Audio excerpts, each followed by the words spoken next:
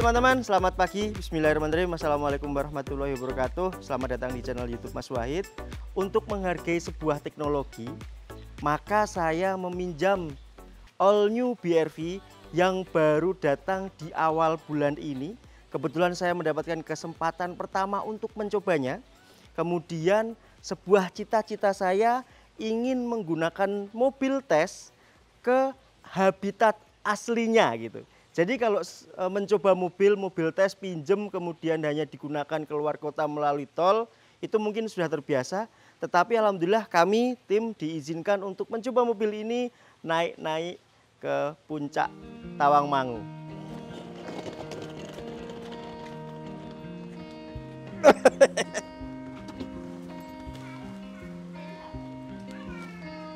Belum diangkat.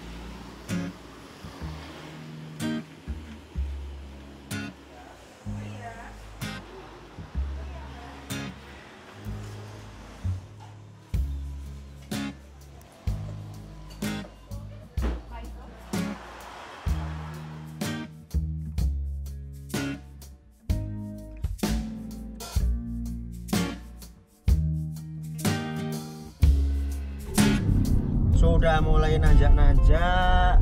Kebetulan kita meminjam 2 unit, yang satu sensing, yang satu biasa. Dan tamannya di sekitar sini tuh banyak makanan deh. Kita lagi nyampe, karena sesuai map tuh 14 menit dan sudah terlihat pemandangannya bagus. Udah mulai adem nih guys.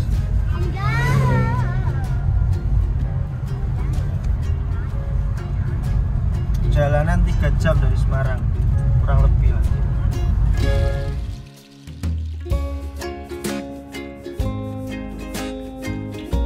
Gimana Pak rasanya Pak? Capek nah ini? Enggak? Mobilnya sih apa mungkin karena baru ya, enak gitu loh, happy bawanya, posisi duduk enak, setirnya ini halus, enggak yang kayak setir jeruk banget, ini halus lah. Karena anak-anak tadi juga tidur lumayan lama loh. Langsung ada tidur, orang bangun juga baru di sini tadi kan makan. Ini apa nih? Restoran Bale Hutam. Banyak tempat begini. Ini loh, jeep wisata di sini. Kita kan pernah naik jeep Happy banget rasanya di sini. Dan deket ya? Dan dekat. Dari Semarang maksudnya. Anak-anak, mobil ini enak enggak? nggak tahu, Loh, menurut kalian loh, nggak tahu. nyaman enggak? Tahu ini Happy enggak kalian naik ini? nggak tahu. Nggak tahu perenangan mobil. Enggak tahu perenangan mobil.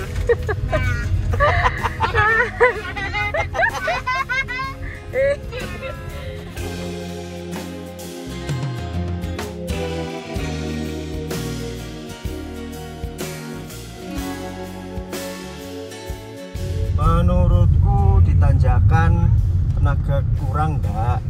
Memang saat RPM diinjak sampai 4.500 sampai 5.000 baru berasa raungan mesin masuk, baru itu doang sih. Kalau untuk suara ban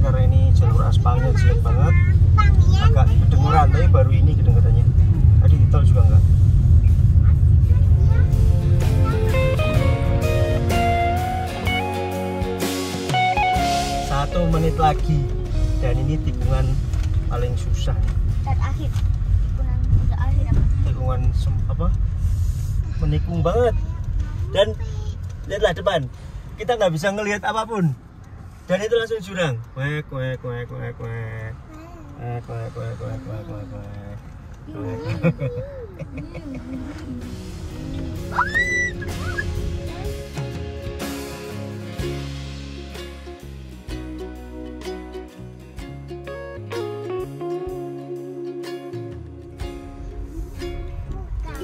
Tadi satu. Awanten Bu. Parkir. Iya. Alhamdulillah sudah nyampe, perjalanan 3 jam. Kenapa memilih di sini lagi? Saya pikir ini momen yang tepat, ada mobil tes yang bisa dipakai. Teman-teman kantor, editor, Mimin. Kapan terakhir kalian liburan? Kasihan kan, capek kan. Kalau Om Second kan kerjanya di luar terus hunting mobil. BMI juga. Orang bis memang kerjaannya wisata terus. Tinggal kamu para editor. Kemarin yang ke Medan juga tidak bisa dianggap piknik karena capek. Ya udah kita main ke villa ya kan.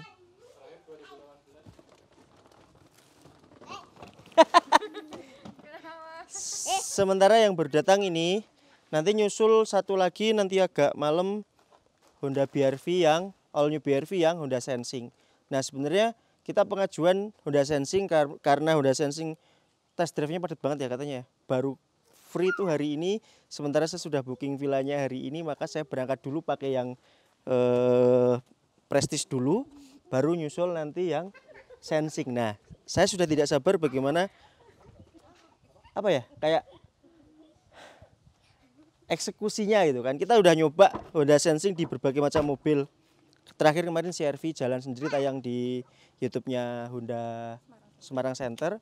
Nah kali ini kita pengen buat liputan yang khusus Honda Sensing di channel kita sendiri. Tapi alangkah baiknya jika kalian tak perlihatkan satu villa yang harganya sangat masuk akal. Kemudian saya nggak bisa nyebut harga sih, tapi harganya murah lah, nanti DM sendiri. Ini nggak endorse nggak apa, kita bayar. Servisnya juga oke, malam dapat barbeque, masih dapat barbeque. Sarapan juga dapat pagi, agak siang dapat floating. Jadi barbeque-nya juga enggak yang hanya buat syarat. Lumayan kenyang kemarin kenyataannya. Makanya sekarang kita nggak bawa bekal, nggak bawa daging apa, karena kemarin nggak kemakan. Sarapannya pagi ada, siang agak siang di floating di kolam renang, sama teh selalu ada ya. Kemarin pengalaman, air mineral selalu di stok dan tempatnya privat banget. Harganya itu yang paling masuk akal di spek seperti itu. Dan nggak perlu jauh-jauh dari Semarang. Yuk, ada jalan. Kulino anaknya. Ayo Bur.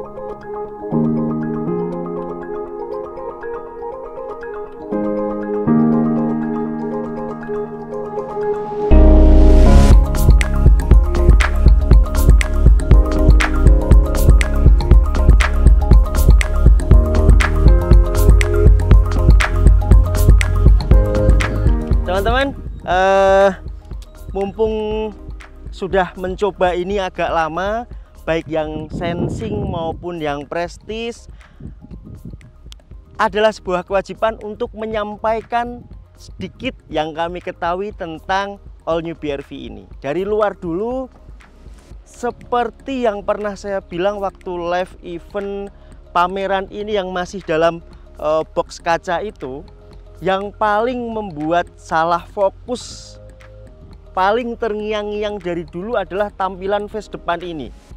Memang sederhana banget lah, nggak ada yang bikin mewah-mewah gitu, nggak. Ini cuma bumper plastik, grill juga tidak mewah, plastik, kemudian chrome yang tidak terlalu gede juga. Tetapi perpaduan antara kap, chrome, grill, bumper ke bawah yang malah justru rata. Ini rata nih, 90 derajat kalau kita lihat dari sini.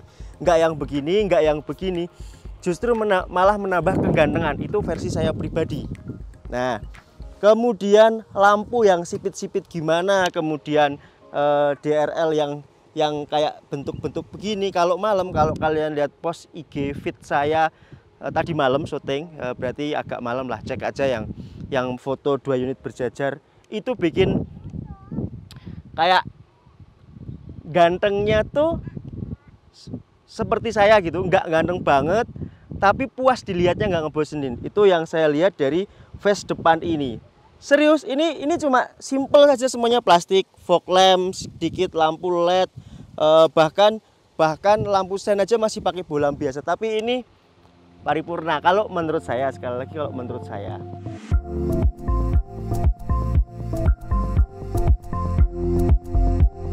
Nah, perbedaan yang paling mencolok ini prestis nggak? Ini sensing nggak sih? Ada di sensor membaca garis marka, kemudian jarak dengan mobil depan di kaca tengah itu. Tepatnya kalau dari dalam di bawah spion tengah. Nah itu bedanya lah, nggak usah yang susah-susah membedakan. Kemudian wiper, ini kalau saya yang punya wiper ini akan saya langsung ganti yang tipe-tipe yang agak mahalan dikit, karena ini frame-nya itu cuma begini. Nah ini memang wiper nggak masalah, harganya juga cuma 100 ribuan, kita langsung ganti. Kemudian ke bawah, saya sudah coba mobil ini karena mobil pinjem, jadi agak berani untuk mencobanya. Seharusnya kebalik ya, kalau mobil kita sendiri harus lebih berani, ini minjem harus hati-hati. Enggak, saya tadi mencoba lompat dari situ itu yang agak tinggi tuh, itu ground clearance-nya aman. Kemudian ada jalan yang nikung banget setelah nanjak, kemudian patah begini, ada footage-nya nanti, itu juga masih aman. Nah kemudian pelek sih nggak terlalu yang gimana, two-tone, nyaman, dia ring 17, kemudian pakai ban yang nggak terlalu mahal juga, Bridgestone Turanza, tapi cukup kalau menurut saya. Nah, over fender dan segala macam tarikan ke belakang itu juga menarik. Kemudian dari sini, ini masih di eksterior, cakep apa enggak itu selera. Tapi kalau bagi saya beruntung banget si all new BRV ini enggak mengadopsi garis tengah atau garis bodi samping pendahulunya. Karena itu lama-lama pertama dilihat memang kayak luar biasa tuh, tapi lama-kelamaan setelah banyak kita lihat akhirnya membosankan juga tarikan itu yang sama dengan tarikan Mobilio. Ini lebih seperti desain yang mendamaikan suasana hati. Memang flat tapi mobilnya begini gitu loh. Kalau menghindari lama-kelamaan yang membosankan. Nah, untuk sensing di sini sudah dipakai kamera, nanti ketika sen kiri gambarnya akan tampil di head unit tengah yang beda dengan tipe di bawahnya karena lebih besar, lebih canggih, animasinya juga ada. Belakang memang terlihat sederhana, tapi sekali lagi di balik kesederhananya itu saya suka. Kenapa? Karena lampu ini kalau malam keren loh. Animasinya itu dari sini turun, naik.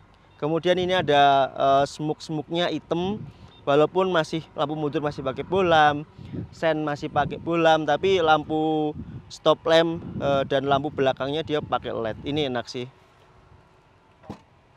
Belum power back door, nggak masalah. Bagasi kalau baris ketika dilipat itu lumayan banyak. Kemudian ada partisi yang bisa diangkat atau disesuaikan. Nah ini partisinya dia bisa seperti ini atau bisa dinaikkan ke atasnya. Ini mobil masih baru teman-teman. Tak pakai tuh KM-nya 43 perak, sekarang udah 300 saja. Nah ini untuk naruh-naruh apa-apa begitu, tapi kalau nggak kepake ya diturunin aja. Karena kita butuh naruh barang yang agak berat. Oke, ada wiper, ada washer, Ada beberapa sensor parkir di pinggir, di belakang kok, di pinggir. Knalpotnya satu tapi Orion, nggak fake. Kemudian ini ada silver di sini. Yang paling penting segera kita masuk aja. Saya tunjukkan bagaimana tombol-tombol yang banyak di sekitar setir itu dan jok kulitnya yang nyaman.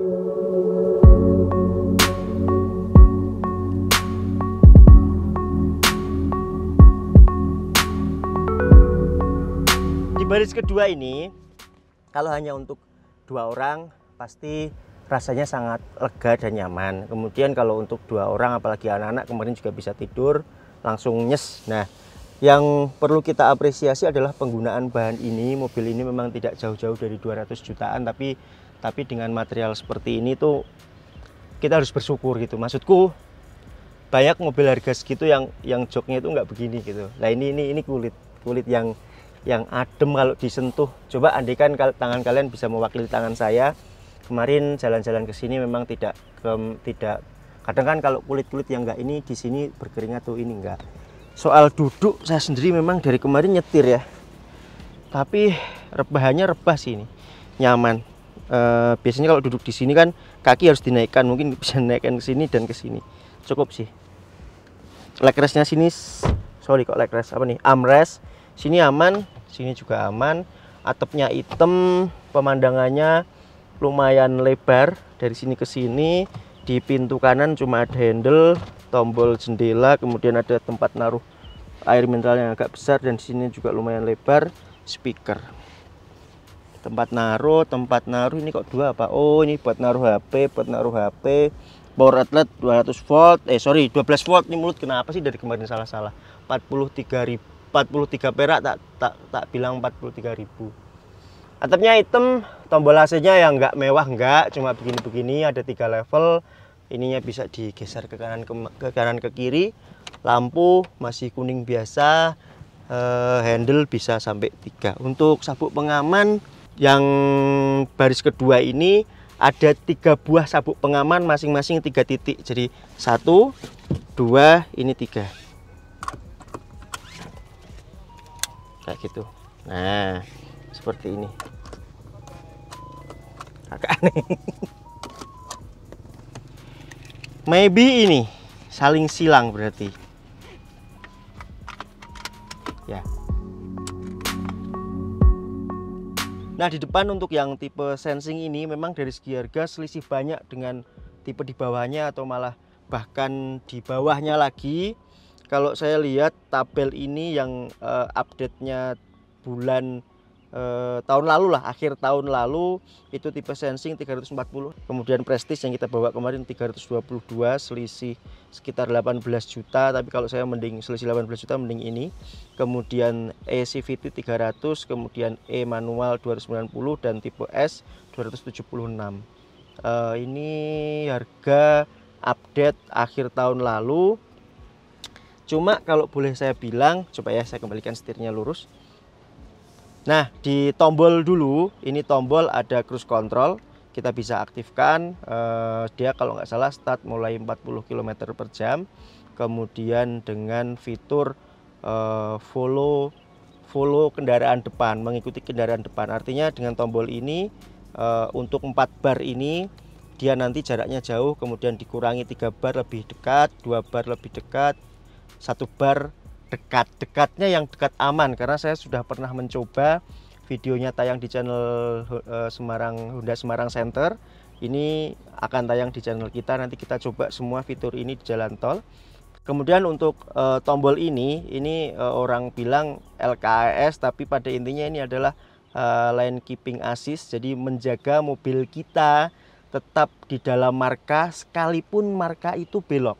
Saya sudah pernah mencobanya, ini benar-benar bisa bekerja sendiri dengan perpaduan antara menjaga jarak dengan kendaraan depan. Kalau depan mengurangi kecepatan, dia mengurangi. Kalau depan sudah menambah kecepatan, dia akan menambah kecepatan di kilometer 72 km ke atas kecepatannya. Kemudian dengan fitur cruise control, kemudian digabungkan dengan line keeping assist ini, mobil benar-benar bisa jalan sendiri. Nah, nanti prakteknya gimana, nanti akan kita coba praktekkan saat perjalanan pulang dengan perpaduan 3 fitur unggulan Honda Sensing ini. Seperti yang kita lihat ada kamera di situ tadi. Ini ketika kita sen kiri, dia membantu kita memantau blind spot di kiri mobil selebar ini. Kalau harusnya si spion hanya membackup di garis ini, dia bisa menambah hingga 2 marka di samping kirinya. Katakan ini kan marka, paling kan mobil kan, ini markanya kita, ini ada mobil dengan 1 marka. Sini tuh istilah kalau di tol bahu jalan aja sudah ke backup. Kalau kanan nggak ada, kanan karena kita bisa ini. Nah, teringat fitur ini tuh terakhir di Berburu Mobil Impian tuh yang Honda Accord 2014. Saya berburunya 2017 sama Cueng itu sudah pakai ini. Waktu itu sudah seneng banget melihat fitur kayak gini, dan ini sudah menjadi hal umum seperti ini, sudah banyak yang pakai. Wiper segala macam settingannya sudah auto, sudah ada washer di depan dan belakang, kemudian ada tombol-tombol untuk head unit ini di tipe Prestige kemarin juga ada, kecuali yang telepon sama voice command-nya ini. Ini sih yang diandalkan untuk sekarang karena tol kan luas kan, jauh kemana-mana sekarang tol. Nah, untuk speaker sendiri saya belum nyoba yang tipe ini, yang kemarin udah. Kita coba ya.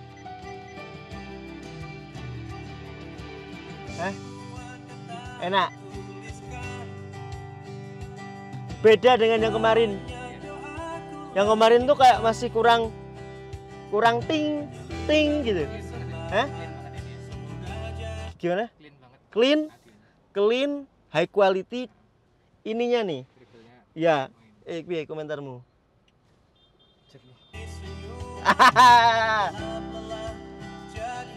Lebih dari cukup. Untuk audionya ya, beda kok, head unitnya juga beda.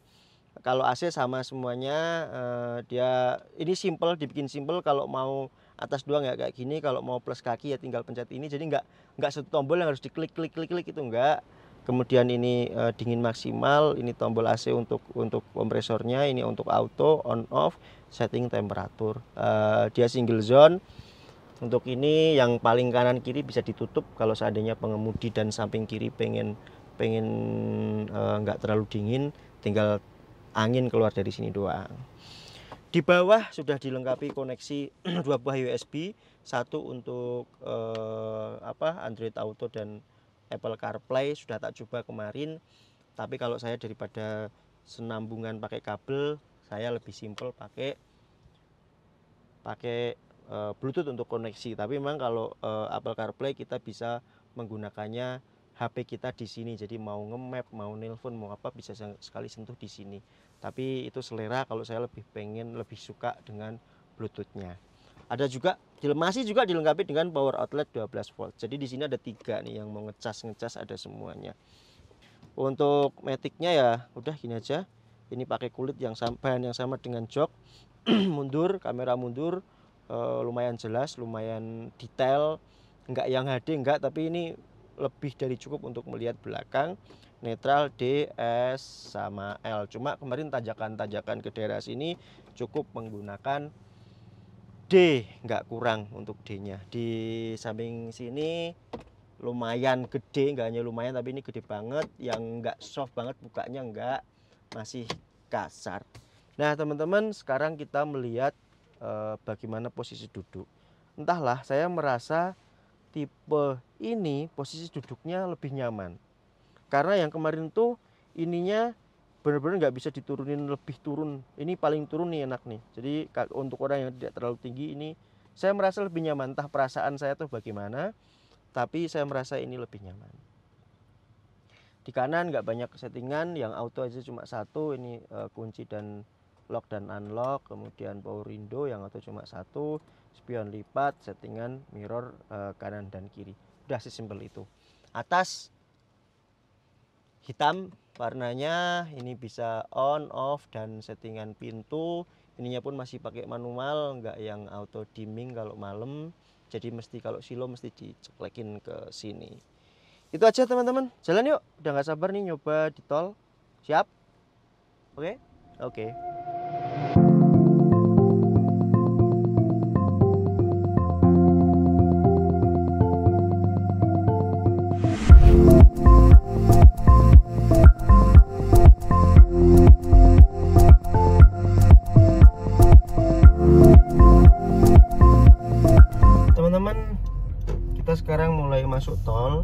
disinilah kita mulai mencoba fitur-fitur yang ada di mobil ini. Sebenarnya di Honda Sensing di All New BRV ini ada 6 fitur andalan. Salah satunya adalah auto headlamp ini. Auto headlamp ini memungkinkan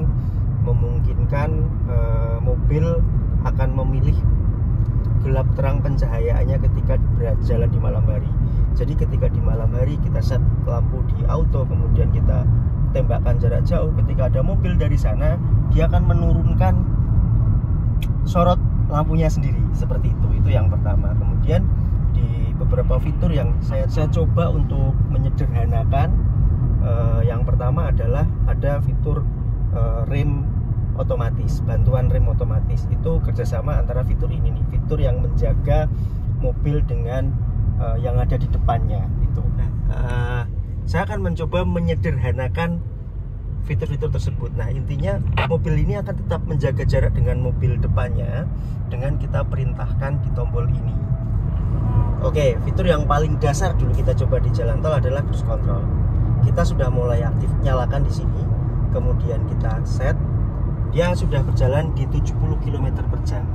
Di fitur ini dia akan berjalan sesuai dengan perintah kita terakhir. Maksudnya begini, ketika mobil itu sekarang berjalan 70 km per jam, kemudian kita perintahkan di angka set ini, dia akan berjalan 70 km per jam. Nah, ini sudah bisa berjalan, kalau saya tidak salah baca speknya adalah di atas 40 km per jam sudah bisa mulai bekerja. Kemudian lane keeping assist-nya ini atau LKAS, dia sudah aktif ketika berwarna hijau. Nah, hijau tuh, ini kelihatannya sudah bisa mulai kita lepaskan. Kamu berani? Yakin? Kita lepaskan ya. Nah, ini saya sudah nggak ini sama sekali. Setir itu akan belok kanan, itu udah mulai belok kanan tuh. Udah akan mulai belok kanan. Nah, dia akan meminta steering requirement untuk minta dipegang sesekali yang warna oranye tadi. Nah, ini udah tak lepas lagi.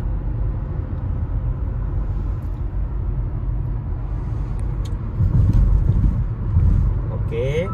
Nah, berikutnya kita akan mencoba fitur lain, yaitu follow mobil depan. Ada istilah bahasa Inggris begitu yang saya lupa istilahnya, memang terus terang. Ini coba kita dahului. Nah, fitur lane keeping assist ini tidak akan melawan kalau kita sudah gerakkan lampu sennya. Ini kita tambah aja ya biar cepat. Nah, dia sudah mengerem karena mobil depan sudah mengurangi kecepatan. Nah, ini ada settingannya nih. Nanti kita coba jarak pakai mobil kita sendiri.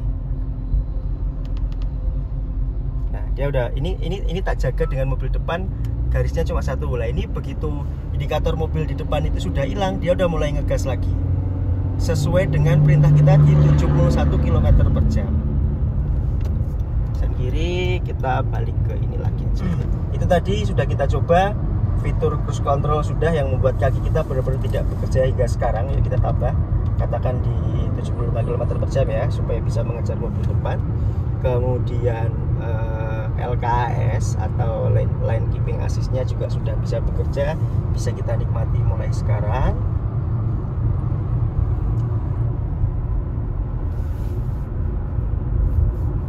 Nah, ini di depan saya akan mencoba mempraktikkan ada mobil tiba-tiba di depan kita. Dia sekarang nggak terbaca, masih black nih, masih. Nah, sudah terisi sensor mobilnya. Sekarang kita di 79 km per jam.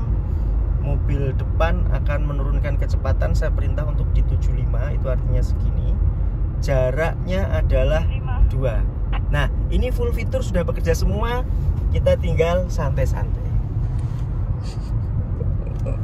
Full fitur sudah follow mobil depan, sensor sudah kebaca, kanan kiri marka sudah kebaca, cruise control sudah saya set di 79 km per jam.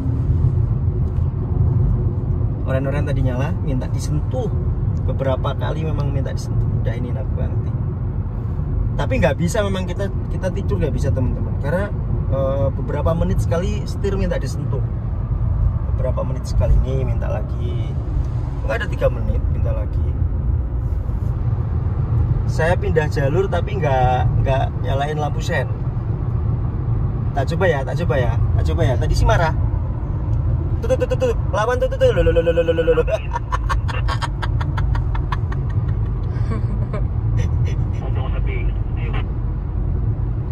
Kayak gitu, mantap. Lawan setirnya belok sendiri. Sambil marah-marah di situ. Nah, terakhir teman-teman, kepala saya dari tadi berpikir mensimulasikan fitur atau teknologi ini dengan digabungkan dengan budaya mengemudi masyarakat di Indonesia, yang kalau fitur follow mobil depannya diaktifkan, ini kan aktif nih, terbaca itu ribbon yang ini nih, yang ini adalah, tapi saya setting 4 bar jarak jauh biar saya sendiri merasa aman. Tapi nanti begitu ada mobil yang nyalip dari kiri terus motong jalur saya di depan, apa yang akan dilakukan mobil ini? Nah, ini sedang kita simulasikan.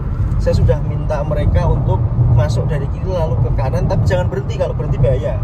Lalu tetap cepat gitu loh. Harusnya kalau orang motong kecepatannya sih pasti lebih tinggi dari kita banyak. Aman. Langsung deteksi mobil depan dan nggak berhenti. Karena kalau saya berjalan 100, dia pasti berjalan 110. Aman. Kamu tadi berjalan berapa? 120 tadi. Ya, idealnya simulasinya seperti itu kan, nggak mungkin ada orang motong yang kecepatannya sama dengan kita. Oke, aman. Ini aku sedang follow dirimu 101 km per jam.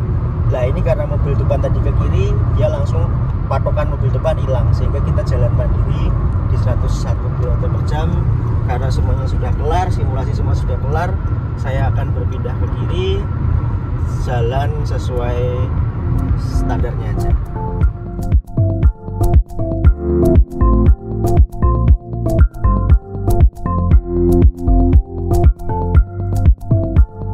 Teman-teman, demikianlah road trip kita atau trip report yang kami buat menggunakan all new BRV Honda Sensing maupun Prestige. Setelah kita amati, memang mobil ini tidak terlepas dari kekurangan. Kekurangan yang pertama yang saya rasakan adalah klaksonnya itu tin gitu. Kayak harusnya klakson itu kan 2 tuh, tin gitu kan, bisa stereo. Ini yang saya rasakan adalah 1 tin gitu kan. Kecil, tin dan kecil kayak mobil murah gitu. Yang kedua adalah baik di Prestige maupun di Sensing, bukan karena ya, semuanya tidak ada electric seatnya, tidak ada pengaturan elektrik kursi. Bagi saya itu tidak pernah jadi masalah, manual pun tidak apa-apa. Tetapi yang jadi kekurangan adalah posisi depan sini itu terlalu tinggi bagi orang yang tidak terlalu tinggi seperti saya. Jadi Gofur tingginya mungkin lebih dari saya, masih merasakan capek di situ, apalagi saya gitu kan. Nah, itu beruntungnya kebantu dengan beberapa fitur teknologi yang ada di Honda Sensing ketika di jalan tol. Jadi di jalan tol itu hampir semuanya kaki saya bisa terangkat dengan baik. Itu yang bikin nyaman dan happy. 2 hal itu yang saya rasakan. Untuk desain, suspensi, ban tidak pernah jadi masalah. Ada memang kekurangan kalau mau kita ngebut, bukan ya, akselerasi itu memang CVT-nya ya menjadi wajar karena itu CVT gitu. Jadi kayak gitu loh. Nggak yang patah-patah kayak ada giginya gitu. Kurang lebih seperti itu. Itu teman-teman, semoga video ini ada manfaatnya buat kalian. Mohon maaf kalau saya ada salah, kemudian video yang kami persembahkan kayak kurang lengkap. Kami sudah berusaha menyajikan sesederhana mungkin, sepraktikal mungkin, semua berdasarkan pengalaman yang kita lalui di jalan dari kemarin hingga hari ini. Terima kasih sudah menonton, sampai jumpa di video selanjutnya. Mohon maaf apabila ada kesalahan. Semoga kalian semua selalu dalam keadaan sehat, bahagia, bersyukur. Sampai jumpa. Wassalamualaikum warahmatullahi wabarakatuh.